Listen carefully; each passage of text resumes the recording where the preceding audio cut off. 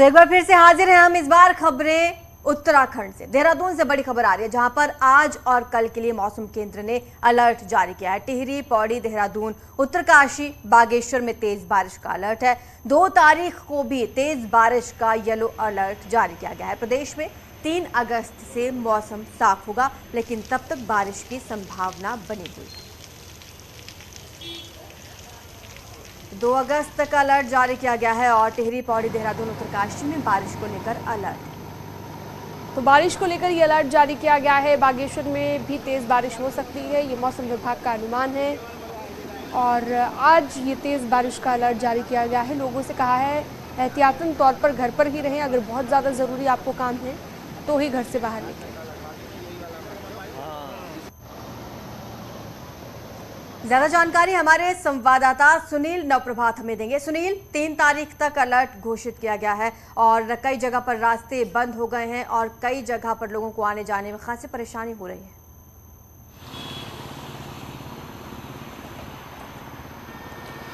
बिल्कुल सीनम, और आमतौर पर जब मानसून की बारिश होती है ये पहाड़ों के लिए एक तरह से आफत की बारिश होती है। अभी भी अगर बद्रीनाथ राष्ट्रीय राजमार्ग की हम बात करें तो बद्रीनाथ राष्ट्रीय राजमार्ग बंद है। इसके अलावा 16 स्टेट हाईवे और 274 सड़कें पूरे प्रदेश भर में बंद है, जिससे जनजीवन पूरी तरह से अस्त व्यस्त है। कल भी लोक निर्माण विभाग ने सड़कों को खोलने की कोशिश की, लेकिन भारी बारिश के बीच उसे दिक्कतों का सामना करना पड़ा। तो करीब 76 सड़कें खोली जा सकी, लेकिन अभी भी 250 के आसपास सड़कें पूरी तरह से बंद है। हरिद्वार में हम देखेंगे कि पहाड़ों में लगातार बारिश हो रही है, तो इससे गंगा का जलस्तर बढ़ रहा है। हरिद्वार में गंगा अपने खतरे के निशान से ऊपर बह रही है और इसके चलते वहाँ पर जो गंगा तट पर लगे जो गाँव हैं, करीब 97 गाँव में बाढ़ का खतरा बना हुआ है। प्रशासन ने मौसम विभाग का जो फोरकास्ट है आज और कल के लिए जो भारी बारिश का अलर्ट जारी किया है, उसके मद्देनज़र वहां पर लोगों को अलर्ट किया है कि कोई भी नदी तटों के आसपास न जाए और बाढ़ के खतरे को देखते हुए जो नदी से लगे हुए जो कस्बे हैं, जो गांव हैं, उनको दूसरी जगह शिफ्ट कराया जा रहा है। तो लगातार बारिश का खतरा बना हुआ है। गढ़वाल में टिहरी, पौड़ी, उत्तरकाशी, देहरादून और इसके अलावा कुमाऊं में बागेश्वर के लिए मौसम विभाग ने अलर्ट जारी किया और मौसम विभाग का कहना है कि 3 तारीख के बाद कहीं जो बारिश की स्थितियां हैं उनमें कुछ सुधार हो सकता है। लेकिन अभी तक जो लगातार रुक रुक कर बारिश हो रही है पहाड़ों में खासकर, उससे लोक निर्माण विभाग को अगर हम नुकसान का अगर कंट्रोल रूम भी बनाए गए हैं, क्योंकि तो कंट्रोल रूम के जरिए भी निगरानी रखी जा रही है कि कहां पर स्थिति खराब है। कितने कंट्रोल रूम लगभग बनाए गए हैं जिनके तहत ये देखा जा रहा है कि दिक्कतें कहां पर लोगों को ज्यादा बढ़ गई हैं और उस हिसाब से काम किया जा रहा है। देखिए सीनम, प्रत्येक डिस्ट्रिक्ट में कंट्रोल रूम बनाए गए हैं जो पूरी स्थिति पर नजर रखता है। इन कंट्रोल रूम में सभी विभागों के एक अधिकारी होते हैं, चाहे वो लोक निर्माण विभाग का हो, सिंचाई विभाग का हो या अलाइन जो डिपार्टमेंट है, उनके एक ऑफिसर्स वहाँ पर मौजूद रहते हैं। इसके अलावा स्टेट में भी स्टेट डिजास्टर कंट्रोल रूम है, जहाँ से पूरे प्रदेश की अपडेट ली जाती है। पूरे प्रदेश की जो घटनाएं हैं, जो जानकारियाँ हैं, उन पर नज़र रखी जाती है। और जहाँ जहाँ भी मेजर इंसिडेंट्स होते हैं, जैसे कल बद्रीनाथ में लामबगड़ में पूरे आज भी सड़क नहीं खोली जा सकी, लगातार बीआरओ वहां पर काम कर रहा है। तो स्टेट डिजास्टर कंट्रोल रूम लगातार उसकी मॉनिटरिंग कर रहा है और जहां पर जरूरत होती है कि आवश्यक मशीनरियां, अतिरिक्त मशीनरियां वहां पर भेजी जाए, उनको वहां पर भेजा जा रहा है। जी, शुक्रिया आपका सुनील इस तमाम जानकारी के लिए। और चलिए आगे बढ़ते हैं, चमोली की बात करते हैं। बद्रीनाथ मार्ग कल से ही बंद चल रहा है। लामबगड़ के पास रोड क्षतिग्रस्त हो जाने से गाड़ियों की आवाजाही पर ब्रेक लग गया है।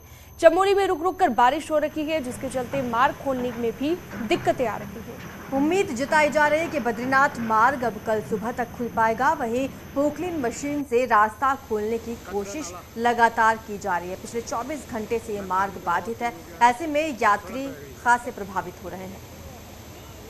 तो बरसाती नाला उफान पर आ जाता है और उसके बाद दिक्कतें और ज़्यादा बढ़ जाती है। सबसे ज़्यादा दिक्कतें चारधाम यात्रियों को होती है, क्योंकि बद्रीनाथ हाईवे है, ये बार बार बंद हो जाता है।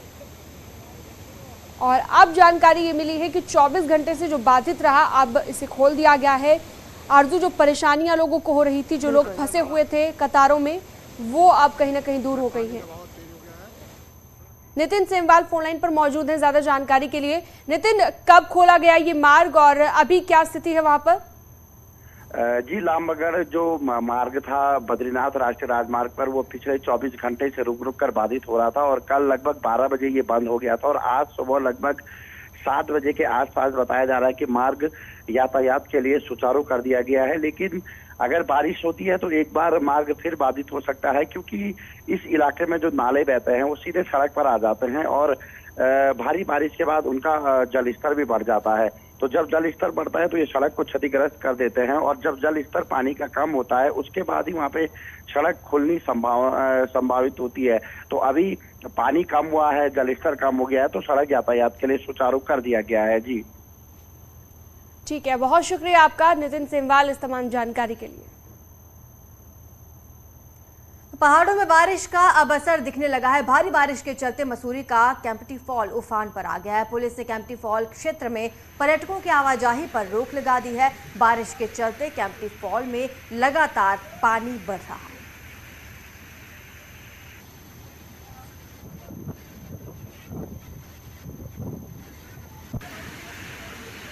देख सकते हैं मसूरी का केम्प्टी फॉल, भारी बारिश से उफान पर है केम्प्टी फॉल, और जहां एंजॉय करने के लिए लोग जाते थे वहां पर किस तरह का भयावह मंजर नजर आ रहा है वो आप देख सकते हैं। इतना तेज बहाव है कि कोई भी यहां से नहीं गुजर पाए।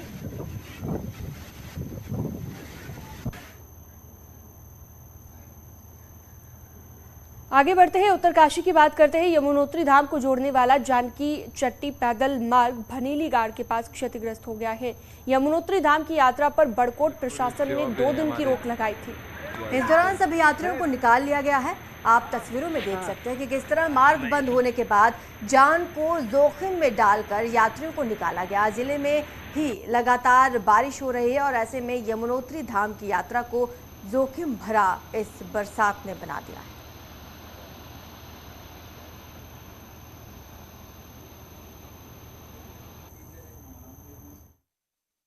ये प्रथम दृष्टया तो मौसम विभाग के द्वारा बारिश का अलर्ट जारी किया गया है, और दूसरा जो जानकी चट्टी से जो हमारा पैदल मार्ग है भंडेली घाट के पास, वो काफ़ी 15-20 मीटर जो है वो काफ़ी टूट गया है, जिस वजह से जो है अग्रिम 2 दिन के लिए यात्रा को स्थगित किया गया है ताकि रास्ते को जो है ठीक किया जा सके। उधर चमोली में मूसलाधार बारिश हो रही है। वहीं भारी बारिश से जनजीवन अस्त व्यस्त हो गया है। जोशीमठ नगर क्षेत्र के 3 परिवारों पर बारिश का कहर बरपा है। मकानों पर मोटी मोटी दरारें पड़ गई हैं। बारिश होते ही कमरों को छोड़कर तीनों परिवार खुले छत के नीचे रहने को मजबूर हैं। लगातार हो रही बारिश से भूस्खलन बढ़ गया।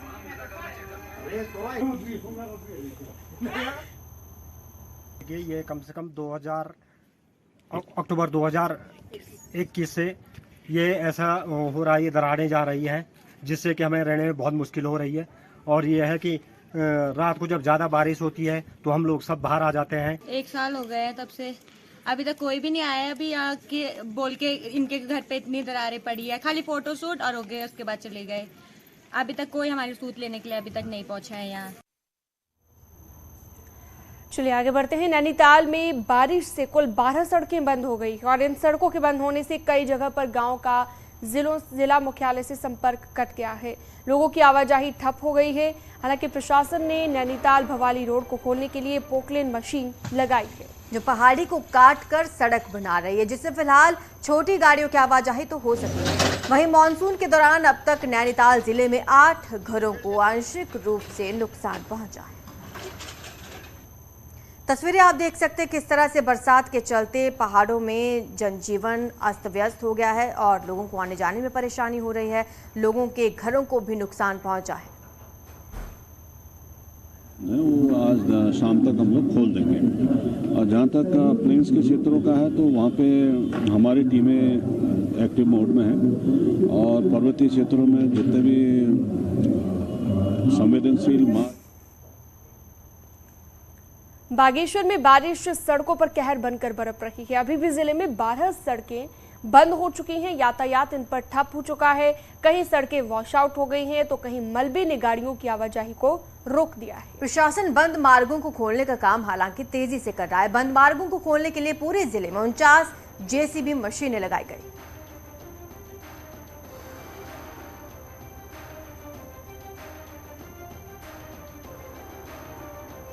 पौड़ी में पिछले 2 दिनों से हो रही बारिश से जहां नदी नाले उफान पर हैं, वहीं जिला मुख्यालय को जोड़ने वाले नेशनल हाईवे 534 में जगह जगह भूस्खलन से आवाजाही बाधित हो रही है। कई जगह पर सड़कें ढह चुकी हैं तो कहीं पहाड़ी से भूस्खलन हो रहा है और सड़क पर बड़े बड़े बोल्डर गिर रहे हैं, जिससे खतरा लगातार बना हुआ है।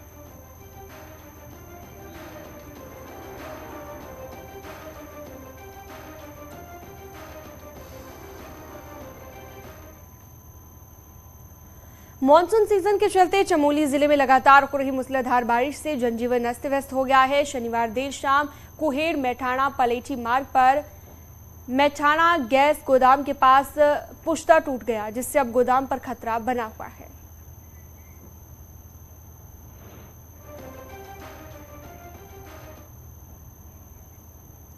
उधर टिहरी जिले में भारी बारिश के चलते नरेंद्र नगर के ताछिला में एक मकान की छत के ऊपर बोल्डर और मलबा गिरा, जिसके बाद प्रभावित परिवार ने किसी तरह अपनी जान बचाई है। लगातार हो रही बारिश से अभी भी पहाड़ी से भूस्खलन हो रहा है और प्रभावित परिवार के ऊपर खतरा बना हुआ है। तो प्रभावित परिवार का ये कहना है कि ऑल वेदर प्रोजेक्ट के तहत हो रहे रोड के चौड़ीकरण से लगातार मकान को खतरा बना हुआ है। पहले भी सुरक्षा दीवार बनाने के लिए कहा गया था, लेकिन इस तरफ तब भी कोई ध्यान नहीं दिया गया। अब बरसात में लगातार पहाड़ी दरक रही है। प्रशासन द्वारा प्रभावित परिवार को सुरक्षित स्थान पर शिफ्ट करने की बात कही जा रही है।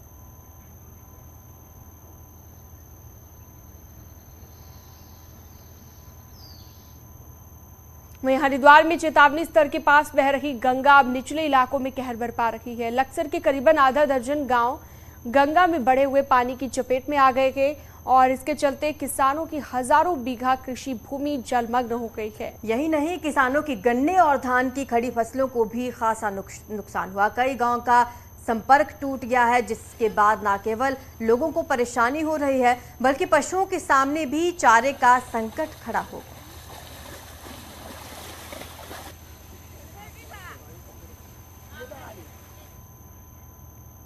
तो देहरादून से बड़ी खबर है, हर घर तिरंगा यात्रा को लेकर बैठक होनी है। 10:15 बजे सीएम संस्थाओं के साथ मीटिंग करने वाले हैं और हर घर तिरंगा अभियान को लेकर ये मीटिंग की जाएगी। देशव्यापी अभियान चलाया जा रहा है और अगर उत्तराखंड की बात करें तो इसको लेकर भी तैयारियां पूरी की जा चुकी हैं। देहरादून से ये बड़ी खबर आपको बता रहे हैं, हर घर तिरंगा यात्रा को लेकर आज बैठक होनी है। 10:15 बजे ये बैठक की जाएगी और सीएम धामी संस्थाओं के साथ मीटिंग करेंगे। हर घर तिरंगा अभियान को लेकर इसमें चर्चा की जाएगी।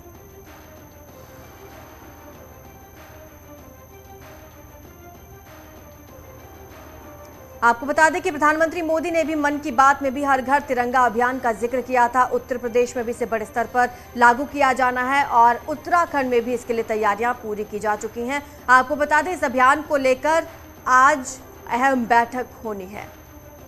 तो बीजेपी ऑफिस में ये मीटिंग होनी है और हर घर तिरंगा यात्रा को लेकर ये मंथन किया जाएगा। पार्टी के राष्ट्रीय प्रवक्ता संबित पात्रा ये मीटिंग लेंगे और इस दौरान सीएम धामी, प्रदेश अध्यक्ष इस दौरान मौजूद रहे।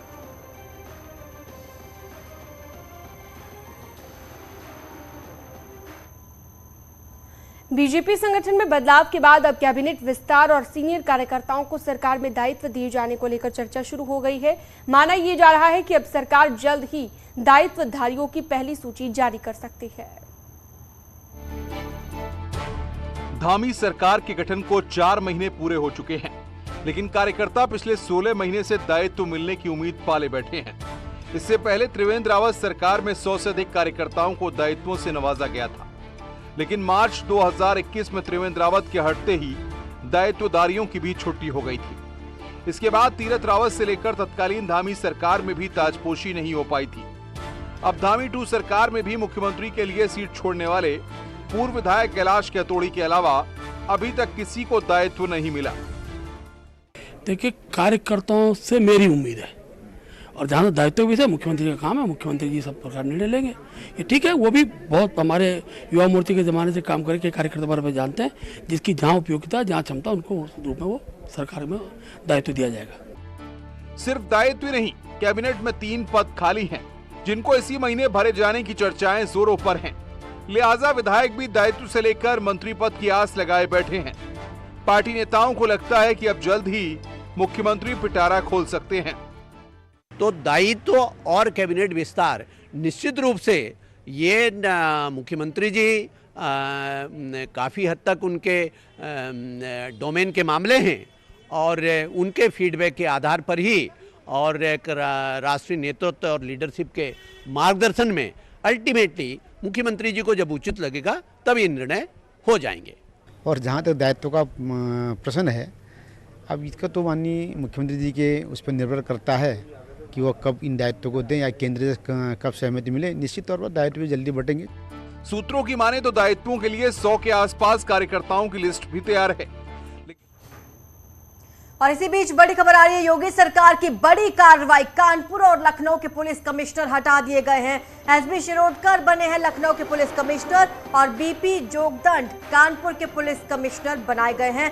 डीके ठाकुर और विजय सिंह मीणा में इनको वेटिंग में डाला गया है। विजय कुमार डीजी सीबीसीआईडी बनाए गए हैं। GL Meena DG cooperative cell बनाए गए हैं। यहां पर बड़ा प्रशासनिक फेरबदल देखने को मिला है। आपको बता दें कि यहां पर बड़ी कार्रवाई योगी सरकार की। कानपुर और लखनऊ के पुलिस कमिश्नर हटा दिए गए हैं। एसबी शिरोडकर अब लखनऊ के पुलिस कमिश्नर बने हैं। बीपी जोगदंड कानपुर के पुलिस कमिश्नर बने हैं।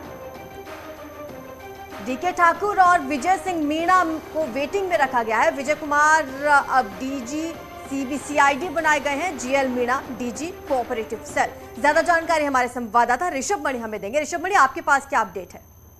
देखिए, ये बहुत बड़ी खबर है। योगी सरकार ने 100 दिन पूरे होने के बाद ही कानून व्यवस्था और क्राइम कंट्रोल, ट्रैफिक मैनेजमेंट ना कर पाने के ऊपर बड़ी कार्रवाई की है। राजधानी लखनऊ और कानपुर के पुलिस कमिश्नर्स को हटा दिया गया है। लखनऊ के पुलिस कमिश्नर डीके ठाकुर को हटाकर वेटिंग में डाला गया है।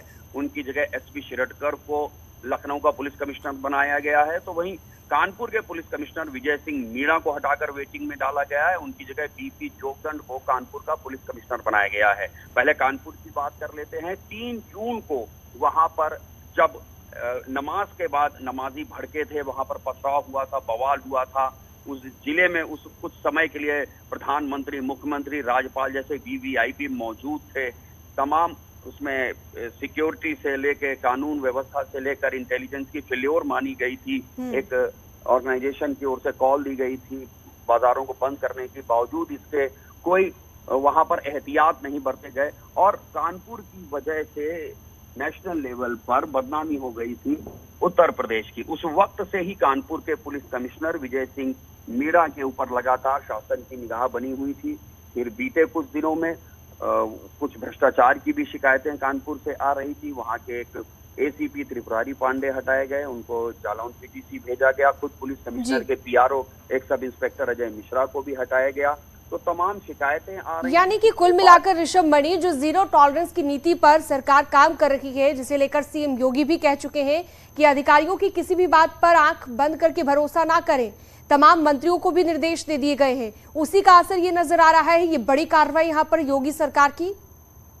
देखिए, बिल्कुल आपने सही बात कही है। योगी सरकार ने बिल्कुल साफ कर दिया है कि सरकार की जो मंशा है उसी के मुताबिक आपको कार्य करना होगा। Crime control, law and order दुरुस्त रखने में कहीं कोई भी लापरवाही बर्दाश्त नहीं की जाएगी। और इसके बाद अगर किसी के भ्रष्टाचार की शिकायत हो जाती है तो उसके ऊपर गाज गिरना तय है।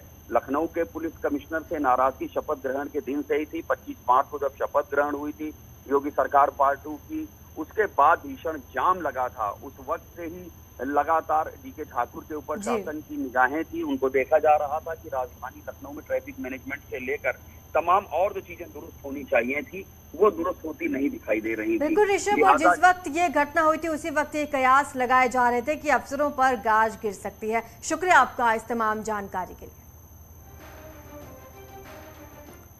चलिए आगे बढ़ते हैं। सहकारिता विभाग ने 108 एमपैक्स यानी कि प्राथमिक कृषि साख समितियों को ऑनलाइन किया है ताकि किसानों को इससे फायदा मिल सके।